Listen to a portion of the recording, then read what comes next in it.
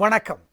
கற்பது தமிழ் நிகழ்வில் குரலின் குரல் பகுதியில் திங்கள் முதல் வெள்ளி வரை தினம்தோறும் உங்களை இதே நேரம் சந்திக்கிறோம். வள்ளுவர் இந்த செங்கோன்மை செங்கோல் பற்றி நிறைய சொல்றார். செங்கோல் சிவப்பு நிறக்கோல் அப்படின்னு புரிஞ்சுக்கிறீங்களா? சரி. ஆக செங்கோல் என்பது குறியீடு.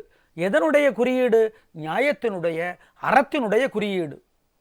அந்தணர் நூற்கும் அறத்திற்கும் ஆதியாய் நின்றது மன்னவன் கோல் அப்படிங்கிறார் வள்ளுவர். அந்தணர் நூற்கும், அந்தணர்னா யாரு? உயர்ந்தவர், குணத்தில் உயர்ந்தவர், சிறந்தவர் அந்தணர். அது எந்த ஜாதியாக வேண்டுமானாலும் இருக்கலாம், எந்த மதமாகவும் இருக்கலாம். ஆனால் அந்தணர் என்போர் அறவோர். அந்தணர் நூற்கும், அந்தணர் எழுதுகிற நூல்கள், அந்தணருடைய வாழ்க்கை, அறத்திற்கும் ஆதியாய். அந்தணர் நூற்கும் அறத்திற்கும் ஆதியாய். அறம் அறம் என்று மதிப்பிற்குரிய எழுத்தாளர் ஜெயமோகன் ஒரு சிறுகதை தொகுப்பு வெளியிட்டிருக்கிறார். அதுவும் அந்த கதைகள் எல்லாம் அறத்தைத்தான் பேசுகிறது. வாங்கி படித்து பாருங்கள். அந்த அறத்திற்கு ஆதி என்ன? அந்த அறத்தினுடைய மூலம் நின்றது மன்னவன் கோல். மன்னவன் யாரு அப்படிங்கிறத சொன்னோம். எந்த ஒரு நிலையிலும் ஒவ்வொருவரும் மன்னவன் தான். எல்லோரும் இந்நாட்டு மன்னர் என்று மகாகவி பாரதி சொல்லுவது பொருந்தும். அப்ப மன்னவனுடைய கோல், கோல்னா என்ன? நடுவு நிலைமை தவறாமை, நியாயமாக இருத்தல். அப்படி ஒரு தலைவர் நியாயமாக இருந்தாதான் அந்த நாட்டிலே, அந்த வீட்டிலே, அந்த தெருவிலே அறம் நியாயம் ஜெயிக்கும். அந்தணர் அதாவது உயர்ந்தவர்கள் பாதுகாப்பாக இருப்பார்கள். அப்படி இல்லைன்னா மன்னவனுடைய செங்கோல் வளைஞ்சிருச்சுன்னா, அதாவது மன்னவன் தலைவன் நடுவு நிலைமை தவறுவானால் அவன் அழிவிற்கு காரணமாவான். அரசியல் பிழைத்தோர்க்கு அறம் கூற்றாகும், சிலப்பதிகாரத்தினுடைய அடிப்படை. என்னங்க நீங்க அதெல்லாம் எந்த காலத்தில், இந்த காலத்திலெல்லாம் அப்படின்னு நீங்க எனக்கும் எல்லாருக்கும் தோணுது. ஆனால் அப்படி அல்ல. அரசியல் பிழைத்தோர்க்கு அல்லது நியாய தர்மப்படி நடவாதவர்களுக்கு அதுவே தண்டனை அளிக்கிறது. பழிக்கு பழி வாங்க வேண்டாமா? ஒருத்தர்கிட்ட இன்னொருத்தர் கேட்டார். வைரமுத்து அவர்கள் ஒரு முறை சொன்னார், எழுதியிருக்கிறார் பாட்டுல, பகைவனுக்கு அருள்வது பிழை, பகைவனை அழிப்பது முறை. கவிஞர் வைரமுத்து. பகைவனுக்கு அருள்வாய் நன்னஞ்சே, திண்ண வரும் புலியையும் அன்போடு கும்பிடுவாய், அன்னை பராசக்தி அவ்வுருவாயினள் அப்படிங்கிறார் மகாகவி பாரதி. திண்ண வரும் புலி கூட மகாபராசக்தியினுடைய வாகனம்ங்கிறார் மகாகவி பாரதி. அப்போ என்ன கருத்து? அந்தணர்கள் நல்லவர்கள் பாதுகாப்பாக இருக்க வேண்டுமே, ஆனால் அவர்களுக்கு தலைவராக இருக்கிறவர் நியாயப்படி இருக்க வேண்டும். அப்படி இல்லையா என்ன ஆகும்? அந்த நாடே சின்னாபின்னப்பட்டு போகும். பார்க்கிறமே, ஹிட்லரினுடைய வரலாறு, அவருடைய மெயின் கேம்ப் அப்படின்னு ஒரு புத்தகம் இருக்கிறது. அந்த புத்தகத்தை படித்து பாருங்கள். ஹிட்லரினுடைய வரலாறு இருக்கிறது.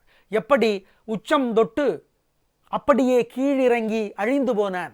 முசோலினுடைய வரலாறு, முசோலினி எப்படி அப்படியே முடங்கி முடைநாற்ற சுடுகாட்டிலே காணாமற் போனான், வரலாறு இருக்கிறது.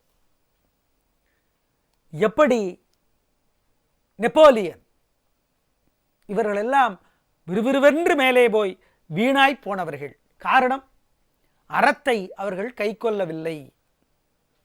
ஏனென்றால் மன்னவனுடைய கோல், நீங்கள் ஒரு விஷயத்தினுடைய ஒரு துறையினுடைய தலைவராக இருந்தால் உங்களுடைய மனசு என்கிற கோல் வளையாமல் இருக்க வேண்டும். எந்த ஒரு இடத்துல நல்ல குணமுடையவர்கள் அச்சப்படுகிறார்களோ, பதட்டப்படுகிறார்களோ, அந்த இடத்துல அறம் செழிக்காது. அப்படி செழிக்காம போனால் என்ன ஆகும்? அது நமக்கு நல்லதில்லை.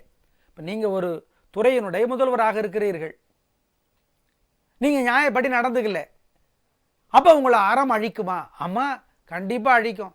ஏங்க நீங்கள் வேற, அப்படி இருந்தால் அப்புறம் என்ன ஆகிறது? யாருமே இருக்க மாட்டாங்க அப்படின்னு நீங்கள் நினைக்கலாம். அப்படி அல்ல. நல்லவர்கள் இருந்து கொண்டுதான் இருக்கிறார்கள், நிம்மதியாகவும் இருந்து கொண்டுதான் இருக்கிறார்கள். அந்த எண்ணிக்கை மெல்ல மெல்ல அதிகரித்து கொண்டுதான் வருகிறது. நீங்கள் தொலைபேசி பேசுகிற பொழுது அல்லது செய்தித்தாள் படிக்கிற பொழுது கவனித்து பாருங்கள். அரசியல் பிழைத்தோர்க்கு அறம் கூற்று ஆகிறது. இந்த அரசியல் என்பது பாலிடிக்ஸ் மட்டுமல்ல, ஏதோ அரசியல் கட்சி சம்பந்தப்பட்டதல்ல. அரசியல் என்பது ஒவ்வொரு மனிதனுடைய தனிப்பட்ட வாழ்க்கையிலும் இருக்கிறது. பாலிடிக்ஸ் என்பது ஒவ்வொரு மனிதனுடைய மனதிற்குள்ளும் இருக்கிறது. பேசுகிற பொழுது சொல்லுவாங்க, அங்கெல்லாம் ஒரு பாலிடிக்ஸ் இருக்குங்க அப்படின்னா என்ன அர்த்தம்? நடுவு நிலைமை தவறுகிறதுன்னு அர்த்தம். அப்படி நடுவு நிலைமை தவறினால் அது நல்லதல்ல.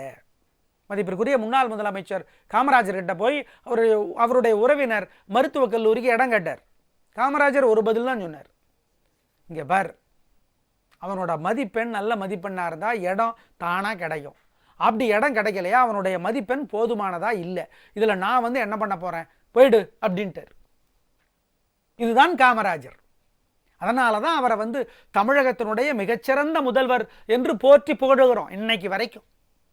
யாரை கேட்டாலும் சொல்கிறாங்களே, மாற்றுக் கட்சியினர் கூட சொல்லுகிறார்கள், தமிழகத்தினுடைய வரலாற்றில் மிகச்சிறந்த முதல்வர் யார், நிர்வாக ரீதியாக தமிழ்நாட்டிற்கு யாருடைய காலகட்டத்தில் நிறைய உயர்வு வந்ததுன்னு கேட்டால் அவரை தான் சொல்கிறாங்க நடுநிலைமையாளர்கள் எல்லாமே. ஏன்? அவர் செங்கோல் கை கொண்டவர், மன்னவர். எனவேதான் வள்ளுவர் சொல்லுகிறார், நீங்கள் எந்த இடத்தில் இருந்தாலும், நீங்கள் எந்த விஷயத்திலும் ஒரு குறிப்பிட்ட விஷயத்தில் தலைவராக இருப்பீர்கள். அந்தணர் நூற்கும் அறத்திற்கும் ஆதியாய் நின்றது மன்னவன் கோல். ராஜா முன்னால போற மாடு ஒழுங்கா போச்சுன்னா பின்னாடி வர்ற மாடெல்லாம் ஒழுங்கா வரும்பாங்க. அந்த மாதிரி தான் நீங்கள் சரியாக இருந்தால் உங்கள் கூட இருக்கிறவர்கள், உங்கள் கட்டுப்பாட்டில் இருக்கிறவர்கள் சரியாக இருப்பார்கள். இல்லாது போனால் நாளடைவில் அறத்தை பின்பற்றாதவன் அழிவான் என்பதுதான் வள்ளுவர் விடுக்கிற எச்சரிக்கை. இந்த காலத்திற்கு சரியான எச்சரிக்கை, பயன்படுத்திக் கொள்ளுங்கள். மறுபடியும் கற்பது தமிழ் நிகழ்வில் குரலின் குரல் பகுதிக்காக சந்திக்கலாம். நன்றி, வணக்கம்.